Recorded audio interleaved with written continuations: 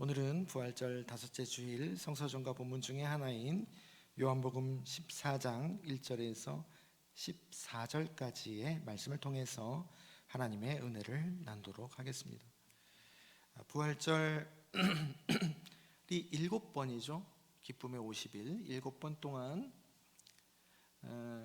후반부, 이제 다섯째 주일이니까요. 후반부죠. 후반부에는 예수님의 고별사를 읽으면서 예수님의 승천을 준비합니다. 그래서 요한복음 13장부터 17장에 이어지는 요한복음만의 그 구성이죠. 고별사, 고별 설교를 통해서 부활의 더 성숙된 의미와 부활의 증인으로서의 점점 농익어가는 삶을 함께 나누겠습니다. 예수님의 고별사는 말 그대로 이별하기 전에 당신이 소중하게 여기는 사랑하시는 이들에게 당부하는 그런 메시지죠. 그 어느 때보다 이때에는 마음 안에 가장 소중한 것을 진심을 담아서 농축적으로 전하는 때이죠. 마지막이라는 때는 결국 성경 전체를 통해서 또 예수님의 삶을 통해서 주님께서 결국 전하고자 하는 메시지를 알 수 있는 것이죠. 요럴 때 여러분, 그 메시지는 뭘까요? 생각보다 따뜻하고 감동이며 또한 실제적입니다. 결국 우리에게 주시고자 하는 메시지는 그러합니다. 그래서 이 부분의 메시지, 마지막 때의 메시지는 우리가 더 귀 기울여서 들어야 합니다. 오늘 본문은 총 세 부분으로 나눠볼 수 있습니다. 1절부터 4절은 오늘 본문 바로 전에 요한복음 13장 마지막에 베드로가 주님, 가기는 어디를 가신다고 그러십니까? 라는 걱정 어린 물음에 대한 대답을 하시는 것이 1절부터 4절이고 5절부터 7절은 도마의 질문에 대한 대답이고 8절 이후는 빌립의 질문에 대한 대답입니다. 각각의 질문이 조금씩 다르죠. 다른 만큼 예수님의 대답도 조금씩 다르지만은 결국은 다르지 않는 이야기를 하고 계십니다. 13장에서 요한복음 13장에서 갑자기 이제 발도 씻어 주시고 예수님께서 또 그러시면서 제자들의 배신에 대해서 이야기를 하시고 또 서로 사랑하라라는 말씀도 비장하게 하시는 그 분위기가 제자들이 느끼기에는 좀 이상했을 겁니다. 분위기가 오늘따라 이상하네. 그랬는지 베드로가 주여 어디로 가시나이까를 묻고 그에 대해서 예수님은 베드로의 배신도 말씀하시죠. 네가 나를 배신할 것이다. 그리고 난 다음에 하신 말씀이 오늘 첫 부분입니다. 1절부터 4절을 우리가 한 목소리로 읽겠습니다. 1절부터 요한복음 14장 1절부터 4절입니다. 너희는 마음에 근심하지 말라. 하나님을 믿으니 또 나를 믿으라. 내 아버지 집에 거할 곳이 많도다. 그렇지 않으면 너희에게 일렀으리라. 내가 너희를 위하여 거처를 예비하러 가노니 가서 너희를 위하여 거처를 예비하면 내가 다시 와서 너희를 내게 영접하여 나 있는 곳에 너희도 있게 하리라. 내가 어디로 가는지 그 길을 너희가 아느니라. 1절에서 불안에서 비롯된 그들의 염려와 근심을 주님께서 읽으셨는지 마음에 근심하지 말라고 하시죠. 성경을 보면서 여러분들도 그렇게 읽으실 것 같은데요. 점점 성경을 읽으면 읽을수록 여러 번 읽으면 내용은 똑같죠. 그런데 그 느낌이 참 하나님, 또 우리 주님은 따뜻하신 분이심을 다시 확인할 수 있습니다. 우리에게 때론 낯설고 불편한 이야기를 하시더라도 그 이유는 따뜻한 데 있는 거죠. 그 근심을 덮을 수 있는 것은 여러분 우리가 누른다고 되는 것이 아닙니다. 다른 방향에 있습니다. 그것이 믿음이다. 그리고 좀 더 쉬운 말로 말하면 신뢰다. 그것으로 근심을 덮을 수 있다라는 것을 이어서 말씀해 주시죠. 그리고 2절, 내 아버지의 집에 거할 곳이 많다. 너희를 위하여 거처를 예비하러 가는 것이다. 그러니 내가 가는 것이 너희들에게 좋은 것이다 라는 취지의 말씀을 하시는 것이죠. 3절, 가서 너희를 위하여 거처를 예비하면 내가 다시 와서 너희를 내게 영접하여 나 있는 곳에 너희도 있게 하리라. 그것이 예수님의 목적입니다. 가시는 목적이죠. 여기서 집, 거처 이야기를 하시죠. 제자들은 그 이야기를 들었을 때 우리가 당연히 그 이야기를 들으면 그러한 것처럼 어떤 공간을 떠올렸을 겁니다. 집, 거처 이야기를 할 때 당연히 그렇죠. 우리도 성경에서 아버지의 집, 우리가 후에 거할 거처, 장막에 대해서 얘기할 때 우리가 가서 머물게 될 본향집을 떠올릴 때 우리는 어떻게 생각합니까? 어디에 위치한 어떤 장소라고 생각하는 경향이 있었고 또 그렇게 생각해 왔죠. 오늘 구약 병임 본문 격인 사도행전 7장 55절에서 60절은 스데반의 순교 장면입니다. 스데반은 직분이 어떻게 됐죠? 집사였죠. 7집사 중에 한 명이었죠. 스데반 집사였습니다. 그래서 목사들끼리 그럽니다. 집사가 먼저 순교했다고. 제일 먼저 순교했어요. 사도보다 낫다고.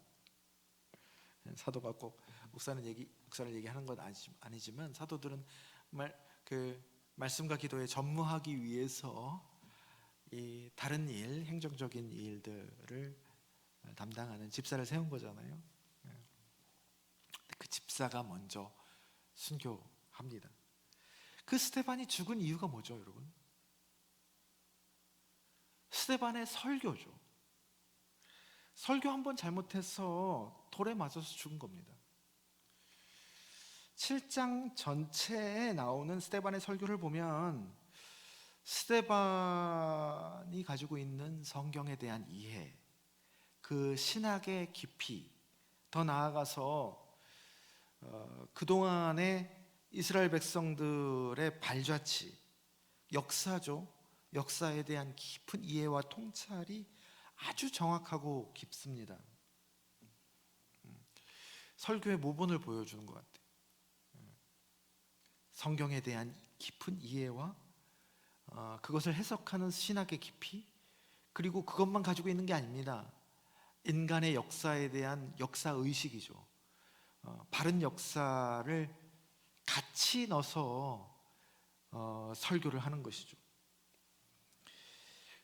그렇게 정확하고 깊게 설교를 한 만큼, 말씀을 전달한 만큼 그것을 들은 이들은 그 깊이만큼 찔립니다. 아주 예리하고 깊이 심령의 폐부가 찔린 것이죠.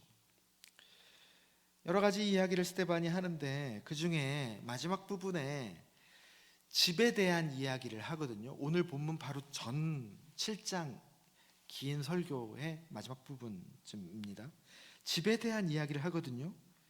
다윗이 거처, 처소, 집이죠. 그것을 하나님께 내가 지어드리겠습니다. 너무나 감사해서 하나님 찬양하는 의미로 하나님께 영광 돌리기 위해서 그 하나님을 위한 집을 지어드리겠습니다 하잖아요. 그걸 설교 말미에 인용합니다. 다윗은 어떻게 됩니까? 하나님이 그 청에 대해서 하나님이 거절하죠. 그리고 그 아들 솔로몬이 하나님을 위해서 다윗 대신에 집을 짓습니다. 성전을 짓습니다. 그래서 하나님이 거하시는 거룩한 집이라고 해서 성전이라고 그러죠. 그 성전을 그렇게 소중히 이스라엘 백성들이 여깁니다. 그 거룩한 집, 하나님이 거하시는 거룩한 집 성전은 소중하죠. 두말하면 잔소리입니다. 그러나 그걸 너무 소중하게 여긴 나머지 아이러니컬하게도 더 소중한 하나님을 그 안에 가두어 버립니다. 그 거룩한 집 성전 안에. 그 안에만 계신 줄 알게 된 겁니다. 스데반은 그것에 다시 질문을 던진 겁니다. 설교에서 지극히 높으신 이가 사람이 손으로 지은 곳에 계시겠냐? 거기 안에만 계시겠냐? 그러면서 이사야 66장 1절을 인용하거든요. 스데반이 주께서 이르시되 하늘은 나의 보좌요 땅은 나의 발등상이니 너희가 나를 위하여 무슨 집을 짓겠으며 나의 안식할 처소가 어디겠느냐. 이 모든 것이 다 내 손으로 지은 것이 아니냐. 아니, 이 세상 전체가 하나님에 비하면 요만한 것도 안 돼요. 그냥 발판에 불과하다는 얘기예요. 그런데 너희가 지은 그 중에서도 이 티끌만한 성전 안에 내가 거기 안에 갇혀 있겠느냐라는 얘기입니다.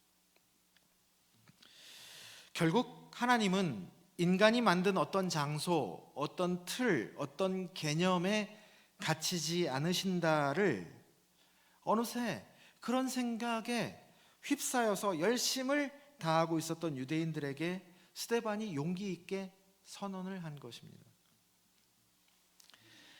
하나님이 물론 성전에 계시죠. 그것도 광야의 초라한 회막 안, 캄캄한 지성소에 광야 때는 거하시고 나중에 어디에도 거하십니까? 요한복음에 보면 육신의 장막, 그 눈에 보이지도 않은 세포에 들어오신 것, 그렇게 하시기도 하시죠. 그것은 왜 그러느냐? 우리와 함께 하시려는 그 사랑 때문에 그 크신 하나님이 스스로를 제한하신 것이지 그분이 정말로 거기에만 갇혀 계시는 것은 아니다. 오해하지 말으라는 얘기입니다. 근데 우리는 쉽게 오해하죠. 그렇게 우리의 작은 삶의 자리에서 거하고 계셔도 한편으로는 그분은 우주보다 비교할 수 없이 크신 분임을, 또 그 너머에 계신 분임을 우리는 절대로 망각해서는 안 됩니다. 그래서 우리가 하나님의 임재를 말할 때 두 가지 상반된 것을 항상 떠올려야 합니다. 하나는 하나님의 내재, 들어보셨죠? 하나님의 내재. 다른 하나는 하나님의 초월입니다. 하나님의 내재와 초월, 이것은 전혀 반대되는 것이죠. 그런데 하나님의 임재를 얘기할 때 하나님이 우리 안에 있는 이 내재, 우리보다 훨씬 커서 알 수 없는 초월하신 분임을 아는 하나님의 초월, 이 두 가지 섞일 수 없는 것을 함께 염두에 두어야 합니다. 우리의 일상을 그래서 세세히 관심을 갖고 주관하고 우리와 함께 발걸음을 땅에 디디면서 함께 계시지만은 더불어서 우리가 알 수 없는, 도무지 알 수 없는 일들도 그분의 맥락과 뜻을 가지고 우리의 너머에서 초월적으로 우리도 모르게 행하고 계시기도 하죠. 그게 하나님 임재의 두 가지 속성입니다. 교회라는 형태, 건물, 시스템, 이 중요합니다. 중요하지 않은 것이 아니지만 건물, 시스템, 형태가 곧 교회는 아니다. 건물을 넘어서는 것이죠. 교회라고 얘기했을 때 한 교회는 그래서 우리 교회가 과연 무엇이냐라는 것을 계속 질문하고 발견해 가야 하는 것이죠. 답이 있을까요? 답을 못 낼 겁니다. 그런데 계속 질문하면서 발견해 가야 합니다. 계속 열려져서 가면 갈수록 더 열린 질문들로 갈 겁니다. 제가 그래서 부임하고 각각 장소에 붙어 있는 성전이라는 이름을 그것을 붙일 때 소중해서 붙일 걸 겁니다. 그런데 그게 시간이 흐르면 정말 거기가 성전인죠. 성전. 성전은 어디입니까? 건물이 아닙니다. 그분과 함께 있는 자리가 성전인 것이죠. 그래서 그 성전이라는 이름을 예배실, 1실, 2실, 3실로 중화시킨 겁니다. 옛날 우리 선조들도 옛날 교회를 가보면 지금까지 영락교회 성전이라고 그 앞에 안 붙여놨습니다. 예배당이라고 철저하게 구분했습니다. 그건 장소라는 얘기겠죠. 그런데 그렇게 건물보다 더 소중하게 여기는 가치가 있는 그런 건물은 역설적이게도 그 건물이 더 아름다워지는 것 같다. 우리 교회가 참 이쁘다고 생각합니다. 여러분 어떻게 생각할지 모르겠지만 소박하고 단아한 매력이 있다고 생각해요. 그게 꾸며서 그러겠습니까? 여러분들의 하나하나의 신앙 고백이 이 벽 속에 스며들어서 점점 아름다움이 배어나오는 것이 아닌가라는 생각을 합니다. 오늘 예수님이 말씀하시는 집, 거처는 그렇게 장소적인 개념이 아닙니다. 예수님이 오늘 말씀하시는 집, 거처는 관계적인 말이죠. 하우스는 건물의 개념이죠. 하우스보다는 홈의 개념입니다. 홈은 건물이 아니죠. 그냥 가정입니다. 저희 가정이 이제 여기 오기 전에 10년을 살았던 집을 이제 이사하고 이사해서 이제 짐을 다 빼고 짐이 없는 공간을 이렇게 마지막으로 보는데 생각보다 작은 거예요. 10년 동안은 별로 못 느꼈거든요. 근데 공간이 이렇게 작았나 싶을 정도로 생각보다 상당히 작더라고요. 짐을 다 뺐잖아요. 그러면 짐을 넣었을 때보다 더 넓게 느껴져야 되잖아요. 근데 신기한 거는 짐이 다 들어찼을 때에도 집이 그렇게 좁다고 느낀 적이 별로 없거든요. 나중에 이제 애들이 커가면서 이제 좀 부대낀다 이랬는데 그렇게 좁다고 느끼지는 않았는데 아이들 어릴 때부터 자라온 흔적들이 다 묻어 있는 그 집은 꼭 장소와 건물 같지만 사실 그 이상이었죠. 가족 또 그 사람이 바로 집이었던 것입니다. 영화 룸에 보면 납치범에 유괴돼서 그 안에서 난 아이가 5살 때까지 엄마와 둘이 살거든요. 그 조그마한 창고에. 근데 아이는 거기가 우주입니다. 거기가 절대 좁다고 생각하지 않아요. 엄마와 둘만 있는 세계 전부라고 생각합니다. 나중에 우여곡절 끝에 탈출해서 나중에 범죄의 장소죠. 거기를 다시 찾아가는데 정말 좁은 공간이었음을 그때 알게 된 것이죠. 그게 하우스와 홈의 차이인 것 같습니다. 아버지 집에 거할 곳이 많다는 것은 아버지는 부자니까 집이 아마 넓을 거야. 그럴 수도 있죠. 그런 말이라기보다는 아버지는 그 품이 넉넉하시다라는 말에 가깝죠. 나 있는 곳에 너희도 있게 하겠다라는 말씀은 나와 하나님과의 관계를 나를 통해서 너희도 누리게 하겠다는 말씀이시죠. 잃어버렸던 아버지와의 관계를 나를 통해서, 주님을 통해서 회복하게 하는 것, 그것이 다름 아닌 예수님을 통한 구원입니다. 예수님이 그것을 해주겠다는 것이죠. 아버지께로 다시 그 관계를 회복해 주시겠다라는 겁니다. 여러분, 천국은 뭡니까? 천국은 어떤 장소가 아니에요. 천국은 하나님입니다. 천국은 곧 하나님입니다. 그래서 하나님 나라다라고 하죠. 하나님 나라는 땅이 아니에요. 하나님의 통치를 얘기합니다. 하나님이 있는 곳이 하나님 나라죠. 어떤 장소가 아니라 그분과 함께 있는 곳입니다. 두 번째, 5절부터 7절입니다. 우리가 함께 이것도 읽겠습니다. 5절에서 7절입니다. 도마가 이르되 주여 주께서 어디로 가시는지 우리가 알지 못하거늘 그 길을 어찌 알겠사옵나이까. 예수께서 이르시되 내가 곧 길이요 진리요 생명이니 나로 말미암지 않고는 아버지께로 올 자가 없느니라. 너희가 나를 알았더라면 내 아버지도 알았으리로다. 이제부터는 너희가 그를 알았고 또 보았느니라. 도마가 어디로 가시는지 우리가 알지 못하는데 주님, 그 길을 우리가 어찌 알겠습니까? 예수님이 하신 4절 말씀에 대한 도마의 반응이죠.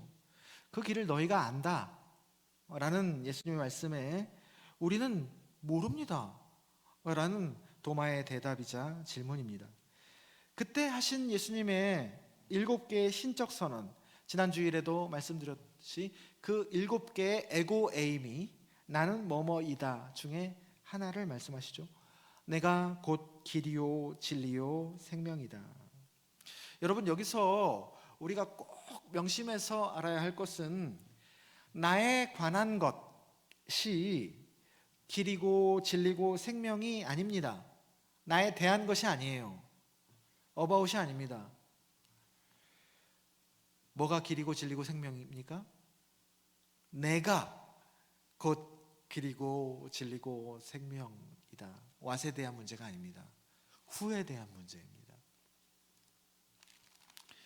우리는 길도 어떤 내용으로, 어떤 틀에 가두려고 합니다. 정해진 길이 있을 것 같지요. 그래서 우리는 그렇게 보통 질문을 합니다. 이 길입니까? 아니면 저 길입니까?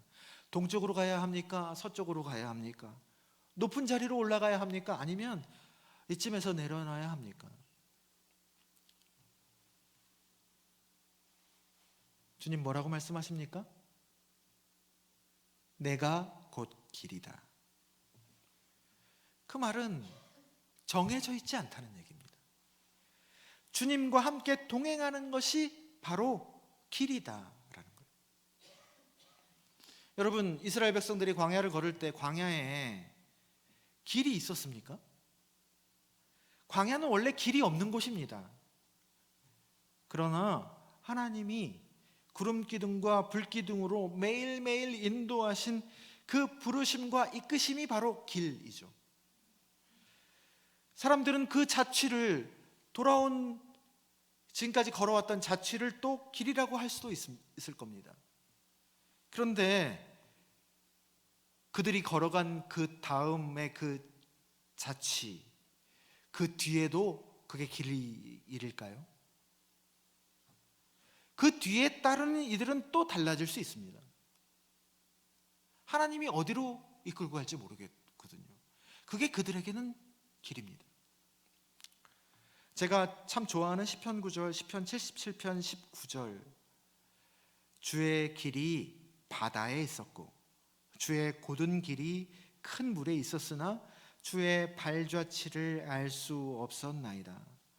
여러분, 바다에 길이 있습니까? 광야는 땅이니까 한동안 사람이 걸어가면 그 자체가 한동안은 남아 있기는 하겠죠. 근데 바다는 어떻습니까? 더합니다.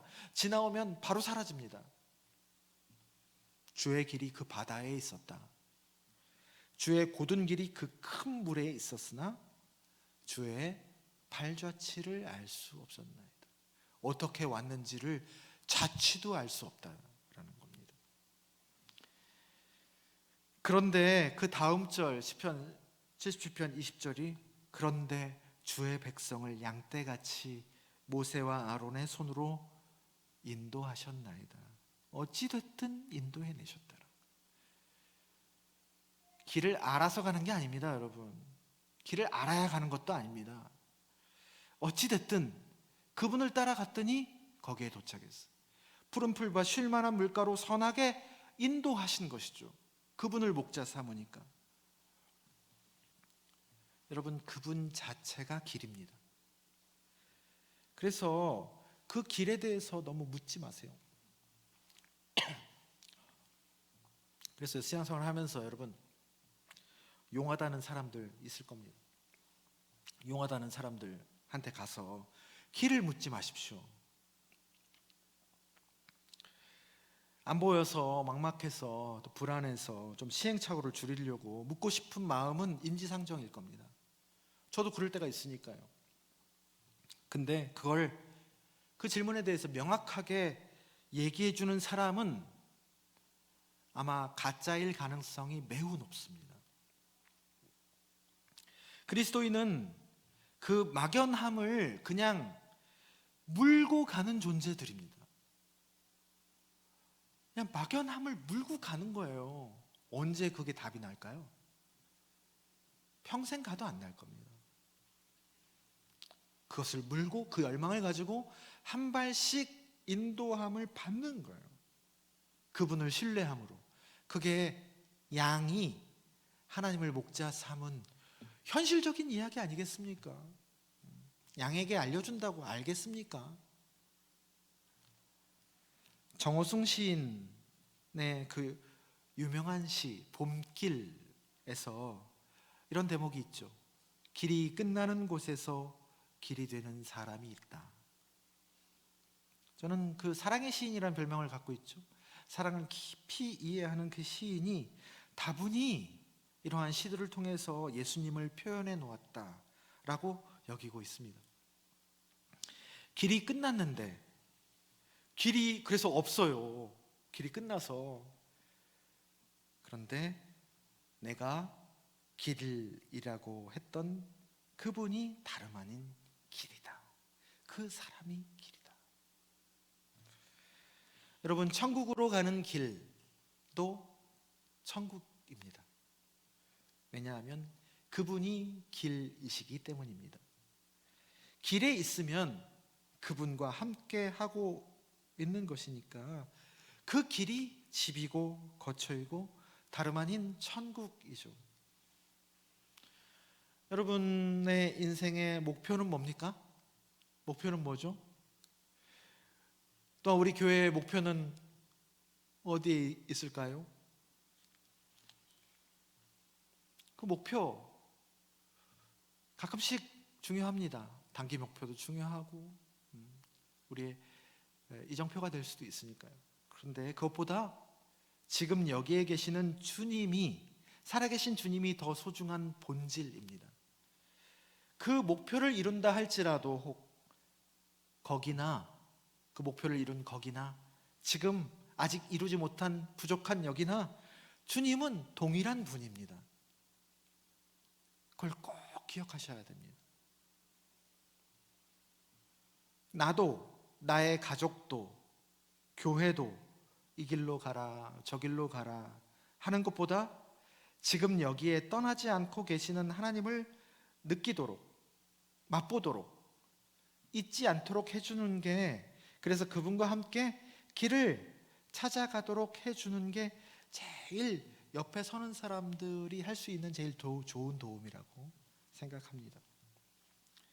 8절 이하에서 빌립의 질문, 그것은 읽지 않겠습니다. 그 빌립의 질문을 보면 계속 뱅뱅 돌죠. 못 알아듣습니다. 나중에 알아듣죠. 성령이 임하고 난 다음에 아버지를 보여달라고 그러면 족하겠다고. 이 질문에 대한 예수님의 대답도 관계의 차원에서 말씀을 해주시죠. 내가 아버지 안에 거하고 아버지는 내 안에 계신 것. 서로 경계가 없는, 벽이 없는 관계의 친밀함입니다. 그래서 내 말과 내 행동은 다름 아닌 내 안에 계신 그분에게서 나온 것이다. 그걸 어떻게 증명합니까? 예수님 증명하려고 하지도 않으셨습니다. 관계적인 것으로 보이지 않게 흐르는 것은 증명할 수 없는 것이 더 많겠죠. 그러나 그가 하는 일을 보면 아버지의 일인 줄을 알게 되는 것이다. 그래서 나중에 드러나게 되어 있습니다. 12절, 나를 믿는 자는 내가 하는 일을 그도 할 것이다. 아니 그보다 큰 일도 할 것이다. 관계 안에 있으면 사실은 크고 작음, 많고 적음, 누가 위냐 아래냐의 구분이 점점 모호해집니다. 가족 안에서 역할이 다 있지만 사실 많은 부분에서 그렇죠, 누가 하면 어때? 결정적인 순간에 보이는 사람이 하는 거지 로 갈 때가 많이 있죠. 부모가 자식을 돌보고 위로하는 일방적인 관계로 우리는 그 역할을 이해하지만 실제로는 어린 자식이 부모를 다독이고 힘을 줄 때도 참 많이 있습니다. 그래서 부모 자식은 서로 일방적인 관계가 아니라 관계는 다 상호적입니다. 오늘 어린이를 위한 날이지만 그래서 어린이를 우리는 보살펴야 하고 또 에너지를 써야 합니다. 그런데 사실은 이 아이들 때문에 우리가 에너지를 받거든요. 설명할 수 없는 겁니다. 또 에너지를 받아요. 그 자체로, 그 존재 자체로 도움을 오히려 주는 경우들이 참 많이 있거든요. 주님과의 관계 안에서는, 주님과 우리의 관계 안에서는 그분이 큰 일을 하시는지, 우리가 그분보다 큰 일을 하는지 그게 중요하지 않습니다. 그게 뭐가 중요해요? 함께 하는 것이죠. 관계 안에 들어가는 순간 주님과 우리는 상호적입니다. 예수님이 그래서 오병이어 기적으로 우리를 먹이시기도 하지만 우리는 그 관계만 설정을 하거든요. 그런데 예수님의 생애를 보면 아기 예수 때, 또 십자가에서 못 박혀 돌아가셨을 때 그 십자가의 여정에서는 온전히 사람의 손에 의지해서 돌보심을 오히려 받는 그런 존재로 현존하시기도 합니다. 예수님과 동행한다는 것은 그렇게 서로 도움을 주고 받는 거예요. 예수님의 도움도 우리가 받지만 그분을 우리가 지켜줘야 할 때도 있는 것이죠. 그렇다면 오늘 본문 마지막 13절, 14절은 여러분 이번 주 우리의 숙제로 묵상하시기를 바랍니다. 참 많이 오해하고 있는 말씀 중에 하나거든요. 13절, 14절을 그래도 같이 한번 읽어보겠습니다. 13절, 14절입니다. 너희가 내 이름으로 무엇을 구하든지 내가 행하리니 이는 아버지로 하여금 아들로 말미암아 영광을 받으시게 하려 함이라. 내 이름으로 무엇이든지 내게 구하면 내가 행하리라. 주님의 이름으로 무엇이든지 구하면, 뭐든지 구하고 예수님의 이름으로 기도한다고 그러면 이루어지는 것인가? 그래서 많은 예배당에 기도원 같은 데에 이런 말씀이 있었죠. 주님의 이름으로 무엇이든지 구하면 내가 행하리라. 그 말이 어떤 말인가? 여러분 묵상해 보십시오. 하나님께 질문해 보십시오. 과연 트럼프 같은 사람이 무모한 전쟁을 일으키고 그 백악관에 와서 그 개신교 목사들이 손을 얹고 기도를 해줬다죠. 그렇게 예수님의 이름으로 기도를 하면 하나님이 그 기도를 다 행하시는 건가 들어주시고, 그 한번 여러분 물고 질문해 보십시오. 하나님께 여쭙고 기도하고 들어도 보시고 하시기 바랍니다. 그런 얘기겠습니까? 5월은 소중한 사람들을 기억하는 때이기도 합니다. 가정의 달이라고 하기도 하고, 그래서 우리는 이 달에 부모 또 자녀 스승을 기억하죠. 특별히 오늘은 어린이 주일이기도 합니다. 오늘 성서전과 본문이 5월의 이런 분위기랑 맞는 말씀이라고 생각을 했습니다. 중간중간에 언급도 했지만 저는 어린이 주일에도 참 맞는 말씀이 오늘 본문이라고 생각했어요. 어린이 주일이라고 해서 택한 본문은 아니지만 부활절 다섯째 주일에 정해진 본문입니다. 그렇지만 어린이 주일에도 딱 맞는 말씀이 아닐까 생각합니다. 아이들과 함께 머무는 이 자리, 이때가 주님이 주시는 가장 소중한 순간이고 다름 아닌 그 어떤 공간적인 집보다 참 거처일 수 있음을 기억했으면 좋겠습니다. 그리고 아이들에게도 너희들 안에, 그리고 너희를 포함해서 우리들 안에 하나님이 살아서 거하심을, 그것이 우리의 가장 든든한, 인생 중에 가장 든든한 집입을, 그리고 길은 따로 정해져 있는 것이 아니라 그 살아계신 주님과 함께 시행착오를 거쳐가면서 가는 것이 진정한 길임을 함께 일깨우는 시간이 되었으면 좋겠습니다. 그래서 우리 아이들이, 또 우리 다음 세대들이 우리 교회와 함께하는 시간 동안이 그들이 그동안 언제일 때까지 모르겠지만은 마음을 붙일 곳이 되고 길을 마음껏 찾을 수 있도록 지지가 되어주는 곳으로 존재하기를 바랍니다. 그런 은혜가 여러분과 저 우리 낮은동산 교회에 가득히 임하기를 주님의 이름으로 축원합니다.